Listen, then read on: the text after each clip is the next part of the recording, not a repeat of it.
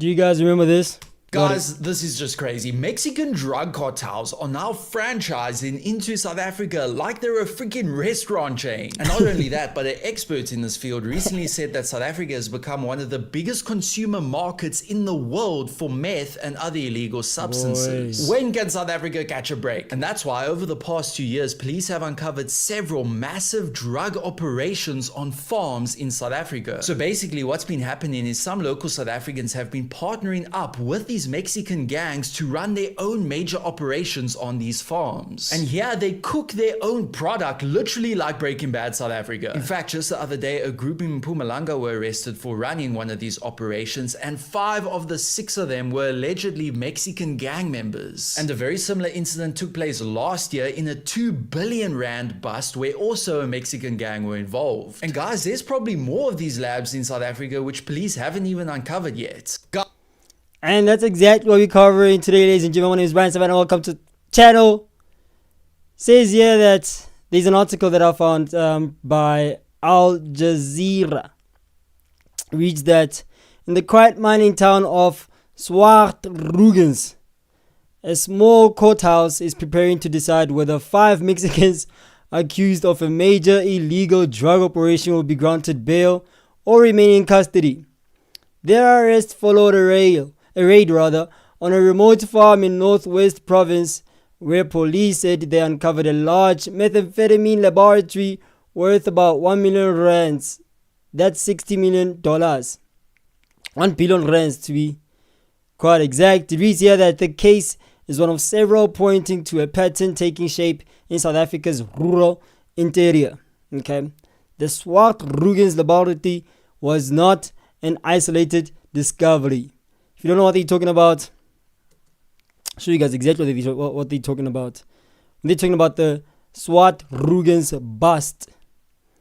That was worth 500 million rands. The 11 that had appeared previously past week, they did appear again, and subsequently we also, the 2 farm owners did hand themselves over, and they were subsequently charged with illegal possession of precious metals, as well as illegal possession of hazardous chemicals and drug manufacturing. They have briefly appeared, and between themselves and 2 of their relatives, they had intended to apply for bail, which due to diary clashes was impossible, and the case was finally postponed to the 12th of June, where all 4 will be applying for bail, and the Mexicans, Mozambican and Zimbabwean will be having their interpreters. Currently we had a challenge where the Spanish interpreter wasn't available. The estimated value of the drugs, including the equipment that was used, the chemicals that were used,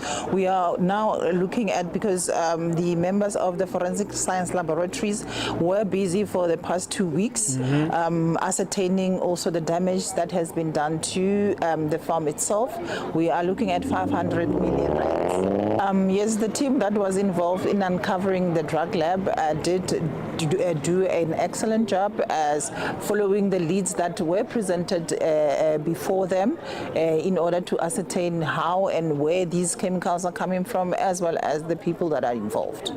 The 1 Zimbabwean, 3 Mozambicans, as well as the Mexican nationals. Following further investigation with Home Affairs, they were found that they are illegal in the country, and therefore an additional charge of contravention of the Immigration Act was added. In most instances, when we are conducting the investigation, we tend to find out that these people were promised jobs that would feed their families at home and etc. But turns out that they were illegally involved in illegal activities. Good evening, David. Tonight we're uncovering or unpacking the whole drug bust that we've been seeing in the country, as posted by Al Jazeera. Okay. It was one of 4 major meth sites linked to Mexican criminals uncovered in South Africa in just 2 years. A pattern that has unsettled investigators and organized crime experts. Okay. In 2024, police dismantled a large meth facility worth about 105 million on a farm near Groblersdal in Limpopo. Later that year, another laboratory worth roughly $5 to $6 million was discovered near Tshwane, followed by arrest last year in Mpumalanga. So let's quickly look at exactly what they're talking about when they're referring to the Groblersdal drug bust in Limpopo. That was worth over $100 million. Guys, they're talking about dollars here. These are not normal figures. I don't know, bro. I do know that drugs has money, but I didn't think it was this crazy. You know what I'm saying? This illegal drugs manufacturing facility discovered on a farm in Groblersdal got tanks working in July this year. Acting on information from the community, members of the Directorate for Priority Crime Investigation raided the crystal meth laboratory. Large quantities of chemicals used in producing drugs with estimated street value of 2 billion rand were seized.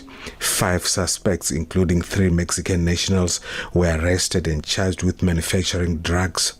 During the raid, police raised concern over Groblersdal rapidly becoming a drug manufacturing and trading hotspot. Residents also blamed drugs as a major cause of what they call moral decay and escalating crime in the area. It doesn't sit well with us. Our children no longer have future. They are stealing in their families. They are no longer going to school. We are not happy as the community.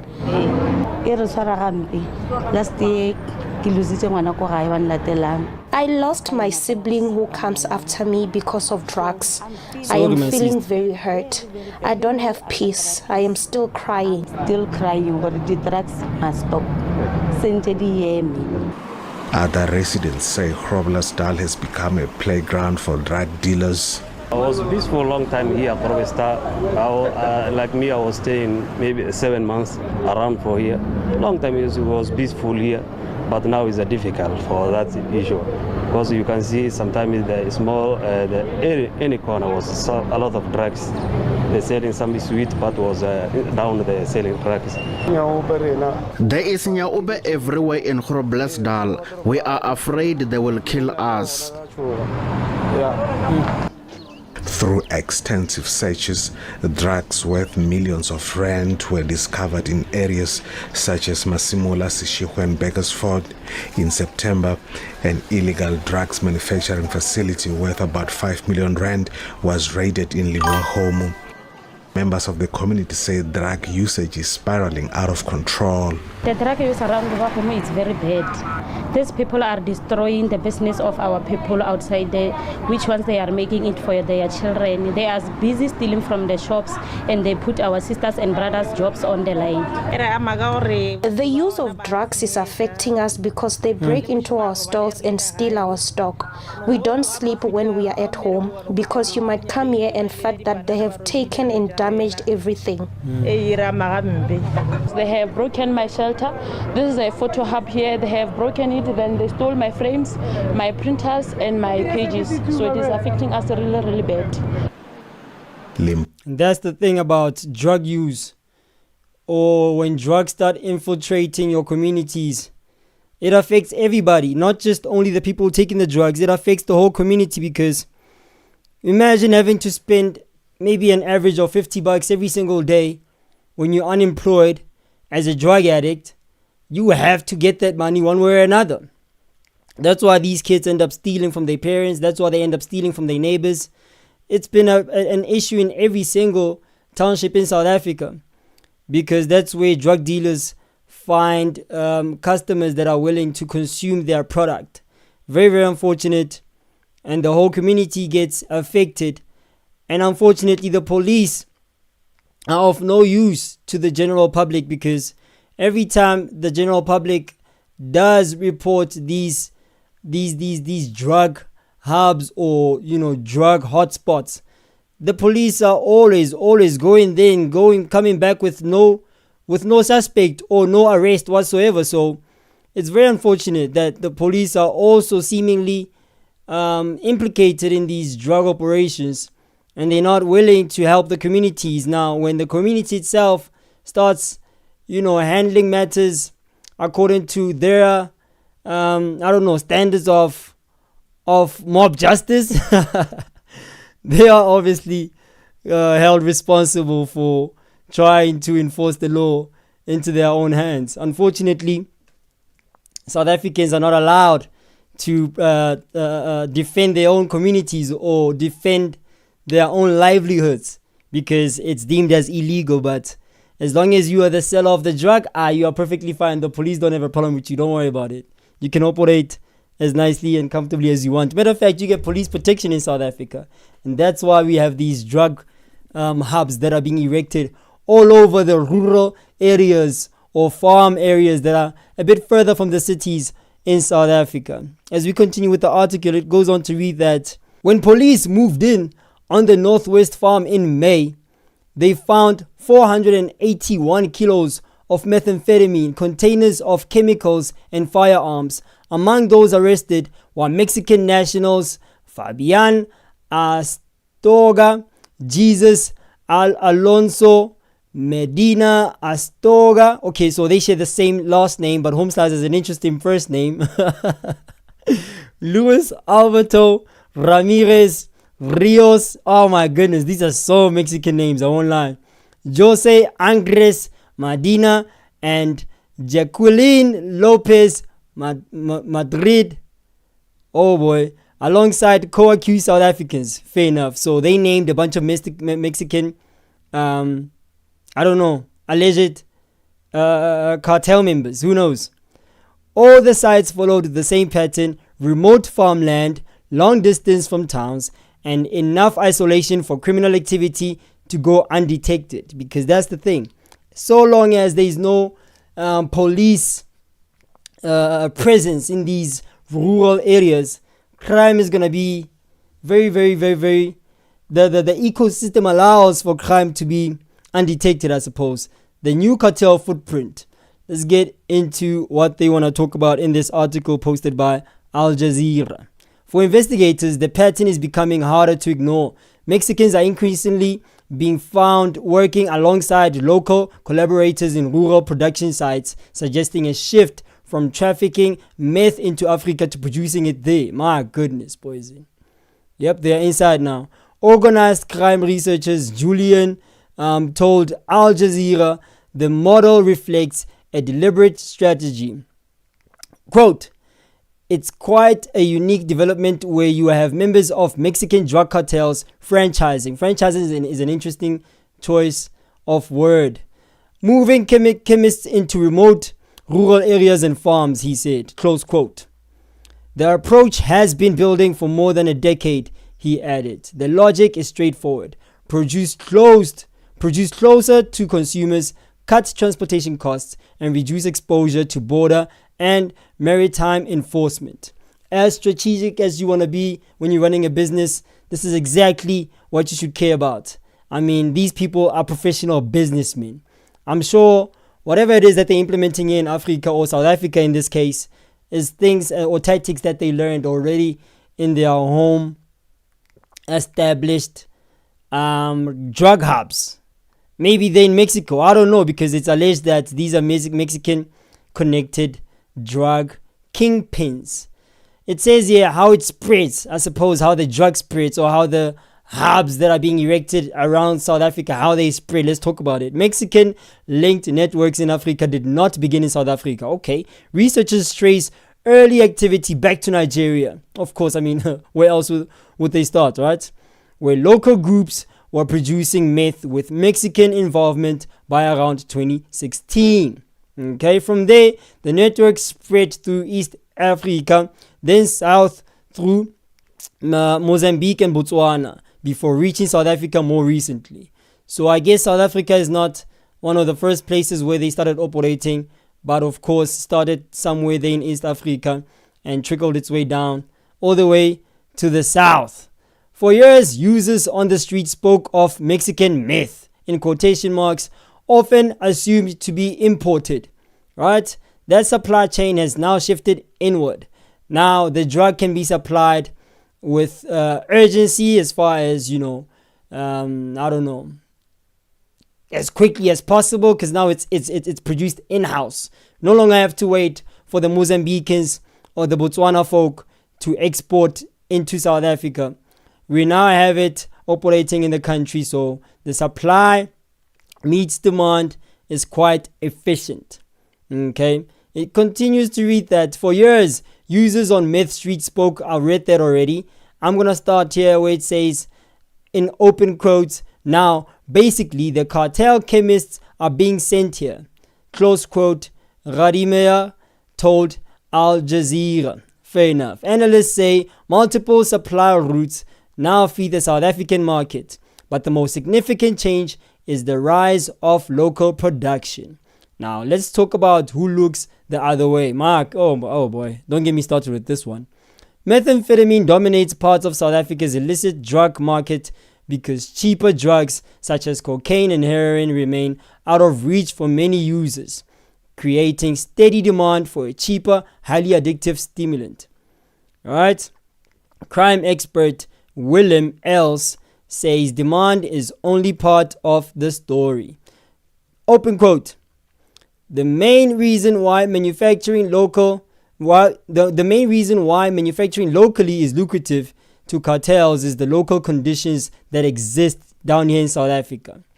Continues to say that where there is protection from corrupt police and politicians, close quote, he told Al Jazeera. This is a gentleman by the name of Willem Els talking about the main reason why manufacturing locally is lucrative to cartels is the local conditions that exist where there is protection from corrupt police and politicians. I mean, it's been well documented that South Africa is very, very, very lucrative for such businesses or for crime in general, considering the fact that we have such a corrupt police system in the country that allows for such, as exposed by the Madlanga Commission that we've seen being documented quite vigorously there on television in the country. I mean, for instance, if you talk about politicians, come on now. Wait, I mean, do I even have to do I even have to say the word? You know what I'm saying? Let's just start with this video. Must be dealt with. There must be discipline for harassing a person simply because this person is a Nigerian. Alright, so you're probably wondering what Homestars is talking about here. Some fool is going to say, well, what Homestars was talking about, he was talking about a Nigerian must be dealt with. A Nigerian alleged drug dealer was being arrested and, you know, to some degree maybe assaulted by police.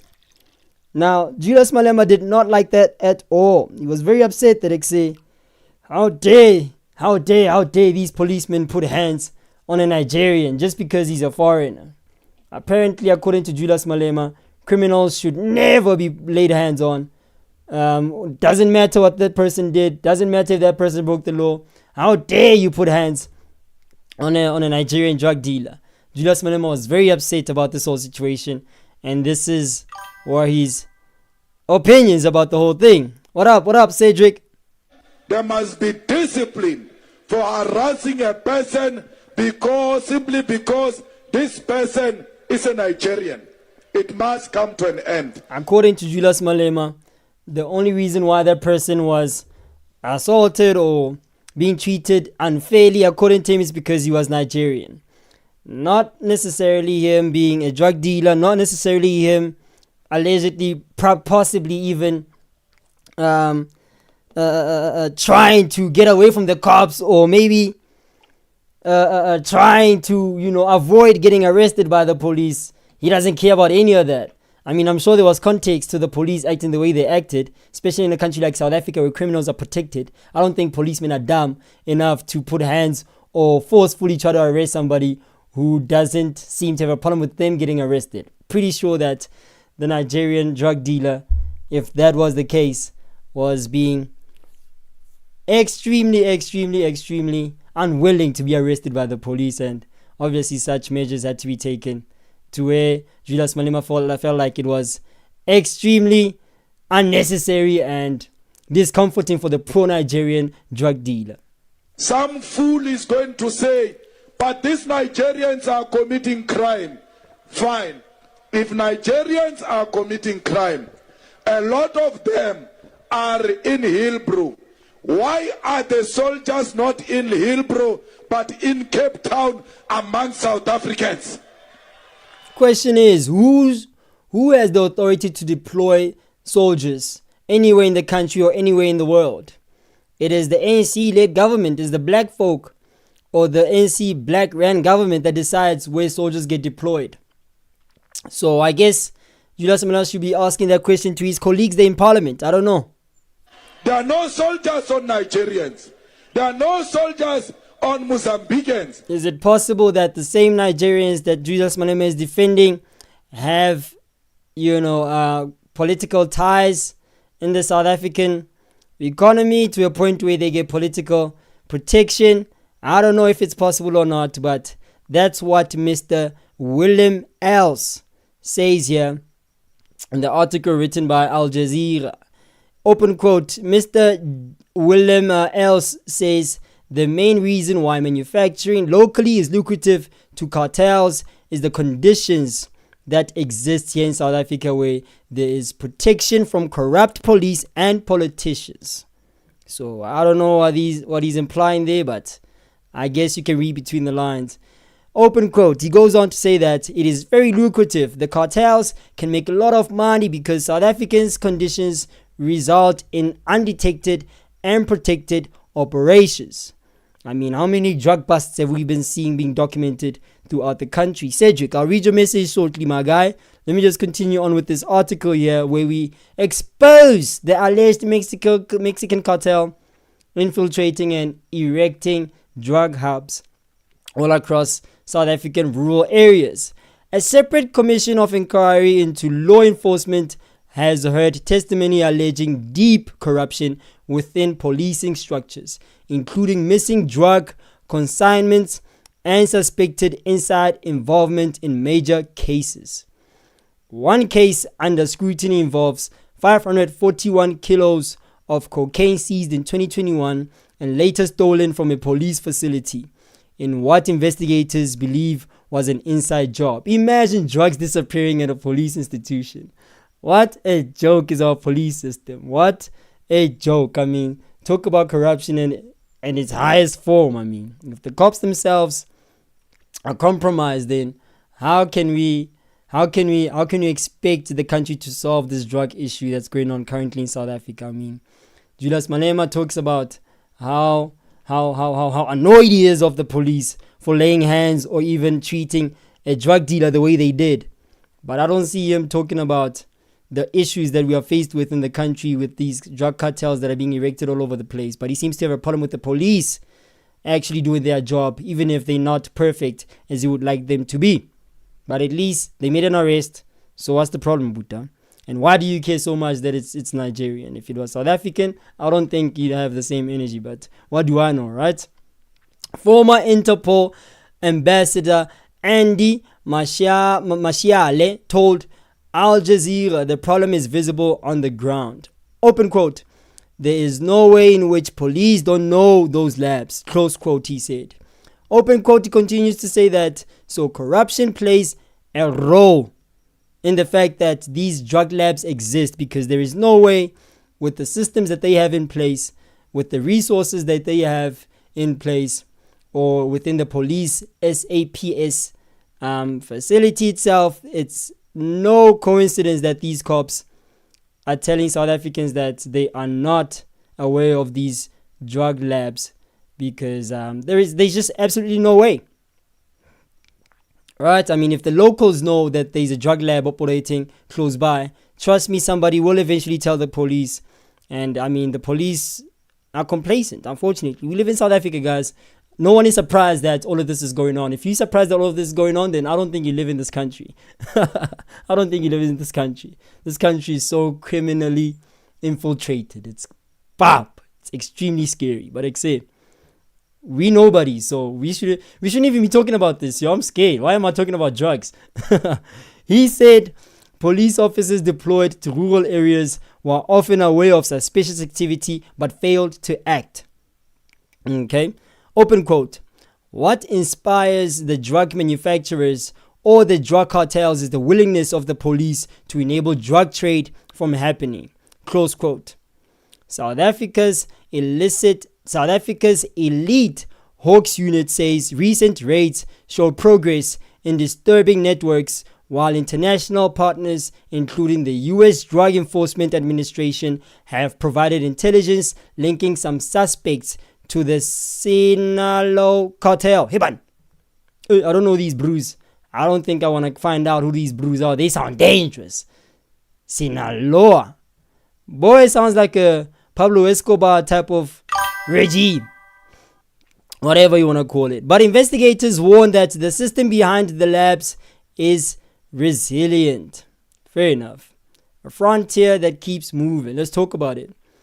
US Africa Command officials have warned that Mexican cartels are now not only moving drugs through Africa, but also providing them on the continent. Blood clot. So they're getting produced in these labs and getting exported out of South Africa because our borders are so porous and also obviously compromised. For South Africa, the challenge is no longer just border control. It is institutional capacity, intelligence, and corruption within the system meant to contain it. Without deeper reform, analysts warn, the pattern is likely to continue. New farms, new labs, new chemists arriving quietly in rural provinces. Quietly, that is, but still under police surveillance and under police protection, as proven in the Madlanga Commission and later on to be proved within the stream as well. If you stay long enough, click the like button while you're at it. Really appreciate you joining me tonight. For the 5 men in Swartruggens, the question is immediate, whether they will be released or not. For South Africa, the question is larger and more difficult. How to contain a trade that is no longer arriving at its borders but taking root within the country itself. I mean, a couple of weeks ago, we had a blood clot, a whole, what's this? If I can find it for you guys. Drug bust. I keep talking about it on every single stream, but I can't help it because it's scary. In the back office within the Border Management Authority environment, and part of what they do is to actually look at the ecosystem around the movement of goods, around the movement of people, but also relating to general cross-border crime issues. So in this instance, as part of the work of the NBTC, as we acronym it, they were able to get some bit of tip-off that there is a truck that is coming down through the north towards South Africa, and of course it came from Malawi through Zimbabwe, and it was on the way to Beitbridge. So on that basis, when it arrived, we had to take it through into a scanning platform or a scanning machine, and on that basis we were able to pick up the consignment, or I'll say the compartment that was built at the bottom part of the truck. And on that basis, we had to put it aside, Naledi, and out of that, we had to make sure that we do an operation to undo the entire compartment. It took us almost 8 hours to do so and be able to get all of this, I would say consignment out, and that is where we were able to activate the Hawks as well as the K9 unit of the police to come and do further work, and that is how they were able to confirm that this is ABBA mainly used to manufacture Mendrag. Thank God for the tip-off, because if they didn't get the tip-off, this gentleman over here by the name of Mike would have never ever gotten his hands on those ingredients that are meant to create these drugs that are being fed and literally spread all over the blood clot country and southern hemisphere of the continent. Then again, I mean, who cares, I guess, right? Who cares that these people know about these things but still let it happen regardless? I mean, in my opinion, these people are actually quite stupid, if you ask me, for literally publicizing, like putting it all over the news and all over the public. That they say, we found this, we found that. In my opinion, do what they do in the movies. I don't know if I'm crazy, but in the movies, they will track down exactly where these drugs are going and maybe possibly even let it happen. Possibly even let it happen to literally have the drugs move from Zimbabwe or Malawi, wherever they came from, into the country. You know that this truck is carrying these drugs. Let it happen. They told you that it's carrying drugs. Let it happen. Let it go into the country. Let the drugs get transported all the way to the northwest or the Limpopo or even the Western Cape blood clot drug hub where these drugs get produced, and publicize it once you're there. Once you're there at the farm, now you can talk about it and tell people that say, yeah, we followed the trail. The trail was a tip-off that we got from a Malawian official or wherever it came from, whether it's Zimbabwe, Malawi, South African, doesn't matter. We followed the trail. We could have intercepted this truck carrying R1 billion worth of ingredients, but we decided to follow the trail all the way to its final destination, where we also got rid of a farm that's producing these drugs. But no, of course, no. Fuck no. Why would we want to literally expose the farm or the hub where these drugs are being produced? Let's rather tell the drug lords that are operating that farm that we just intercepted your truck. Let's tell them that we intercepted the truck, and they should find more creative ways to literally get drugs into the country. Stupid, in my opinion, but say, who am I to judge, right? I'm not that smart either, I guess. Let me shut up before I say something stupid. I almost said the dumbest thing ever. Anyway, it reads that for the 5 men in Swartruggens, the question is immediate, whether they will be released or not. For South Africa, the question is larger and more difficult. How to contain a trade that is no longer arriving at its borders, but taking root in the country itself. Rademeyer says the structure is built to absorb disruption. Open quote, it's a game of whack and mold. Close quote, he told Al Jazeera. Open quote, you seize a meth lab here, you seize a meth lab there. They'll spring up elsewhere. Bro, I'm trying to tell you right now, bruh. These brews are not going nowhere. Nowhere.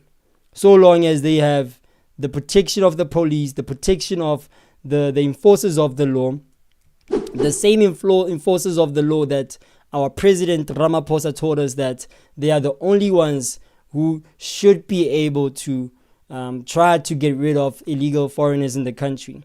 The same people that are taking bribes, the same people that we know for a fact that every time we tell them that that brew over there in the corner is selling drugs, or that car with tinted windows sells drugs. The same policemen that we report these crimes to are the same policemen that turn around and work with the same drug lords or drug dealers. It's pop in this country, and our president seems to have so much faith in the police force as if he doesn't know that these people are not doing their job.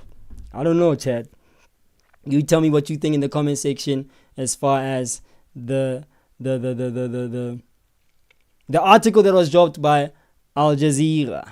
As we go into the comments, Mr. David, welcome. Evening, bro. The drunks in South Africa is in another level. Ixe, what are you talking about? Show me, send me something. Send me a link or something. Let's talk about it. Mr. Cedric is back in the chat. What up, my boy? Cedric is talking about, what's up, Brian? If you really want to know how the drugs got into South Africa, check out Project Coast. It was established in 1983, directed by Dr. Such and Such Basin, director of the 7th Medical Battalion. Hold on. What is Cedric talking about? Could I possibly find something here on YouTube? Let me Google Project. Here. Project Coast. I'm going to write the name of the doctor. Dr. Walter Basin. Let's see what we find. What do we have here, Cedric? Health Professions Council of South Africa found the Health Professions Council of South Africa found well-known cardiologist Dr. Wouter Besson guilty of breaching medical ethics. This is for the activities that happened while he headed up the apartheid government's chemical and biological warfare program during the 1980s. Prior to this, shocking testimony emerged during the Truth and Reconciliation Commission about how the program was responsible for, among others, large-scale production of mandrax, cocaine, and tear gas, and providing disorientating substances for cross-border kidnappings. Some argue that his involvement resulted in many deaths, but Besson denied any wrongdoing and never applied for amnesty. In 2002, he was acquitted of all criminal charges against him before the High Court in Pretoria. Dr. Wouter Besson, he earned the nickname Dr. Death after testimony emerged during the Truth and Reconciliation Commission and a criminal trial about how he had headed a secret chemical and biological warfare program named Project Coast during the 1980s.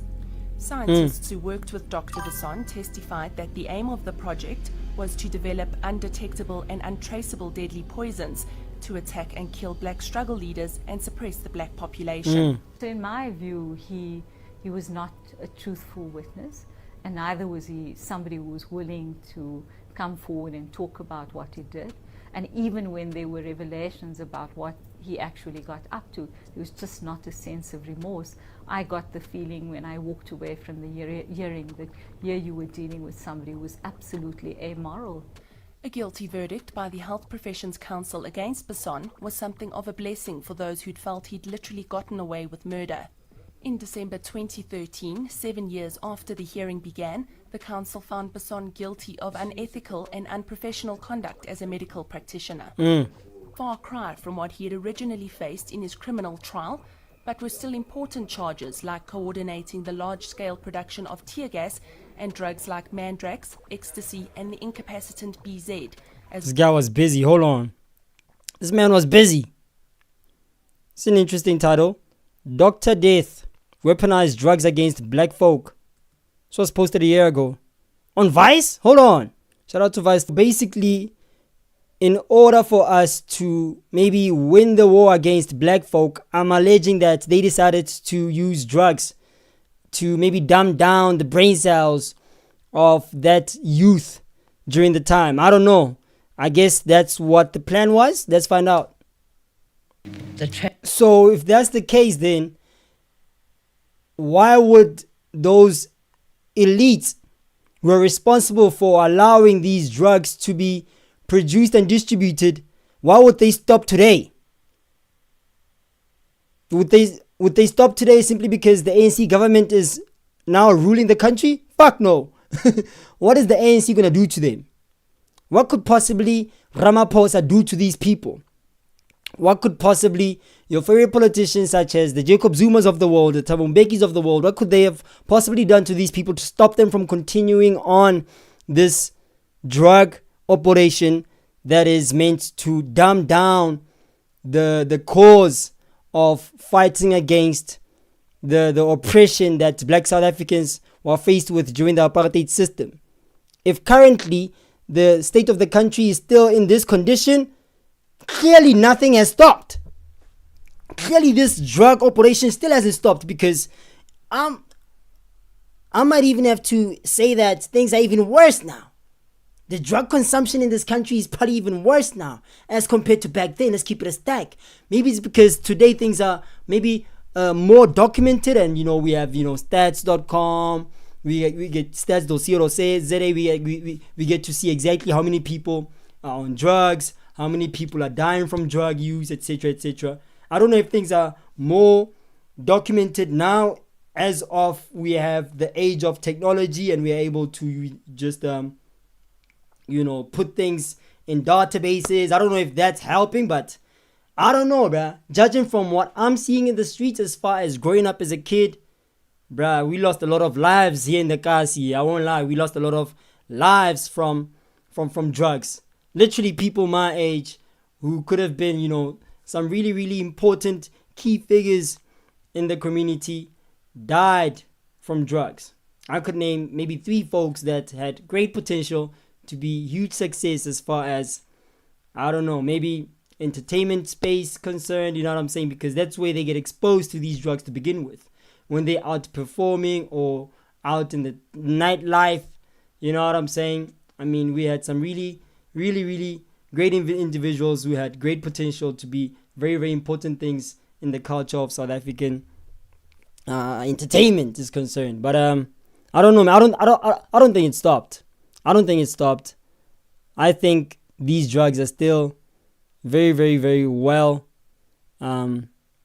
distributed within the South African township economy, or even the South African market, like in general, not only in the townships. I mean, I don't think their aim was to only target the townships. Their aim was also to make money.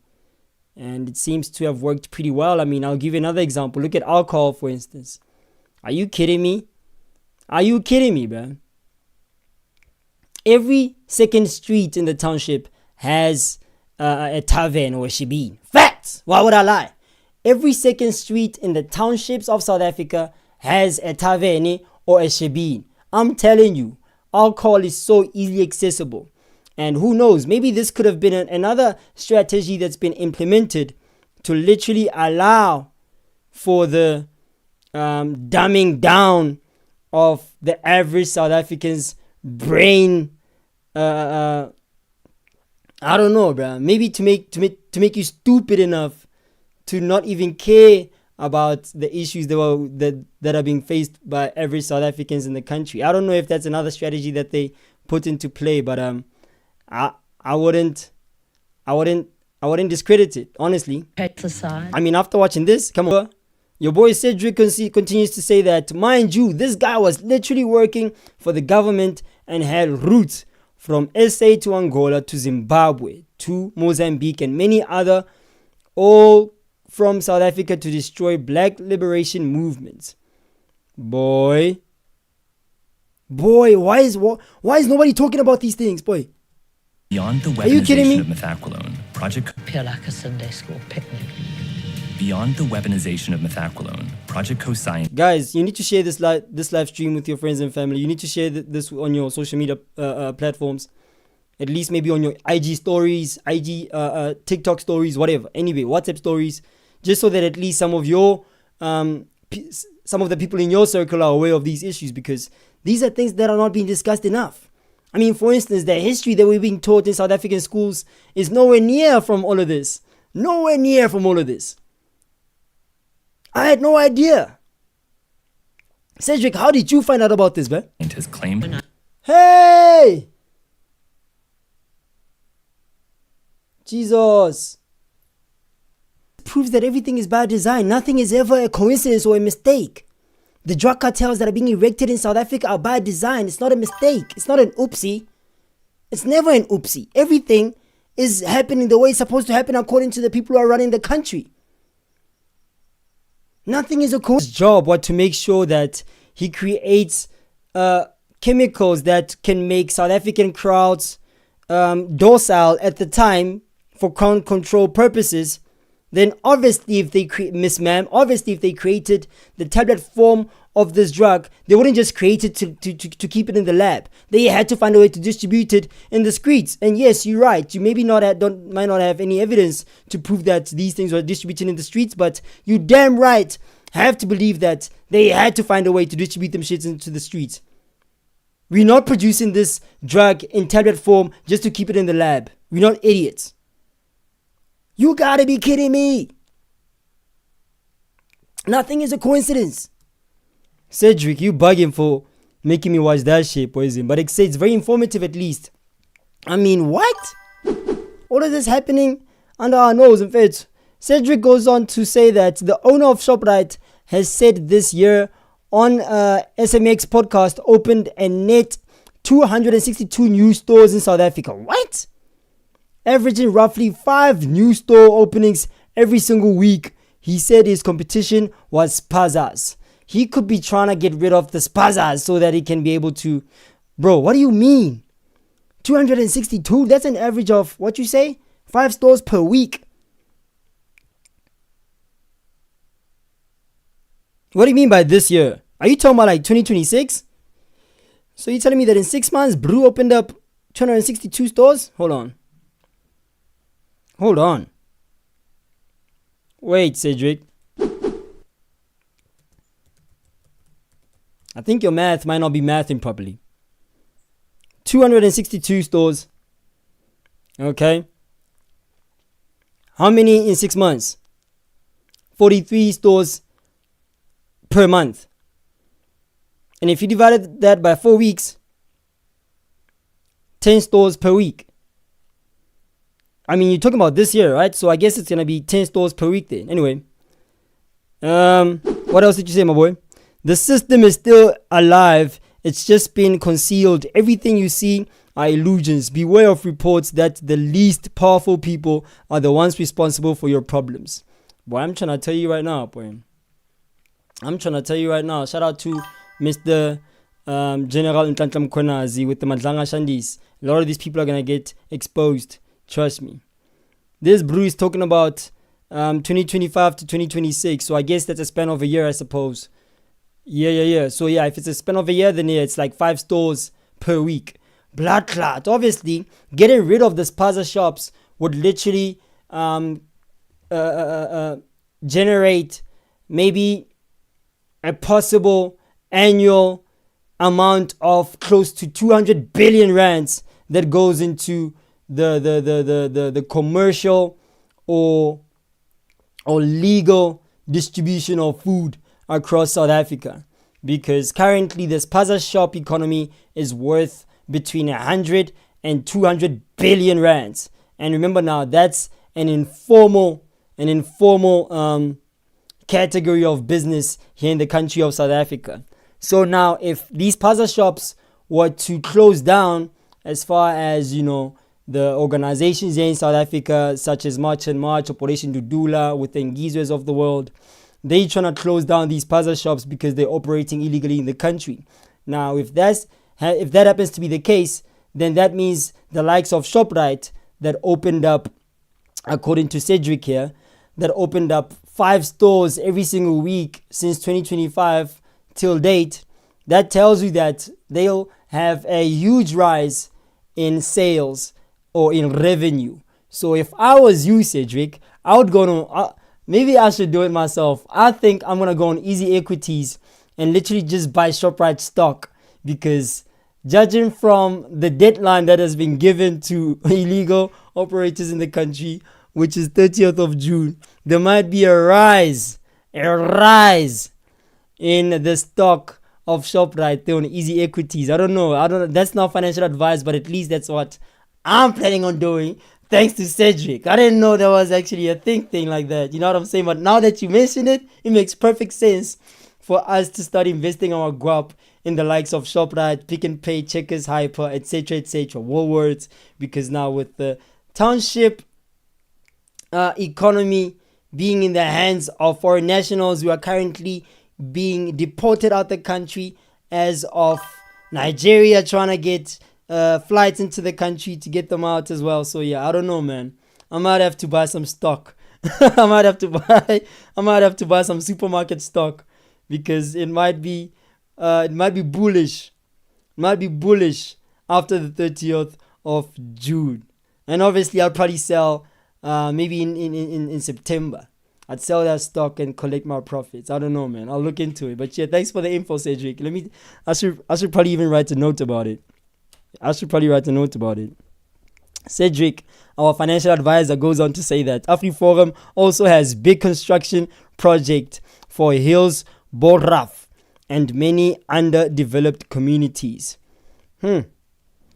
Big construction project. I wonder what they're building now. Are they building a mall? Because that's all this country seems to be building, as far as I don't want to say industrialization is concerned, but yeah, man, that's the only thing that this country is good at building: malls. Are they good at building malls, bro? If there's one thing South Africa is investing in, it's malls and shopping centers. That's all they care about, where people are gonna spend money. You know what I mean? Anyway, I need to open another stream chat. Unfortunately, I can't be doing 2-hour-long streams no more, because people stop watching my streams when they hit the 20-minute mark. So it doesn't make sense for me to continue on a stream for another 5 blood clot hours. You know what I'm saying? So I'll probably end this one right here on the 1 hour mark. And I appreciate you guys for joining. Matter of fact, Cedric, shout out to you, my guy, being a very, very, very, very insightful contributor throughout this whole stream. I appreciate you guys for joining as well. What's up, my boy? Mr. David, you guys are regulars. Trust you guys to always join us every single stream that I operate that has anything to do with politics. But right now, the next stream that I'm gonna be marinating has nothing to do with politics, but it has a lot to do with an artist that I care about. Shout out to MT. You know what I'm talking about? See you guys on the next stream. And without any further ado, deuces. Peace. Away, Poisey.